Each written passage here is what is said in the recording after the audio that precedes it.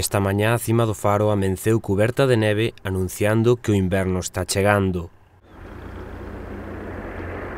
A brancura do faro fai que o monte mereza máis aínda o seu nome, sinalando o centro do mundo galego. Mais as nubes viñeron a pousarse sobre a cima envolvéndoa nun manto de néboa e misterio.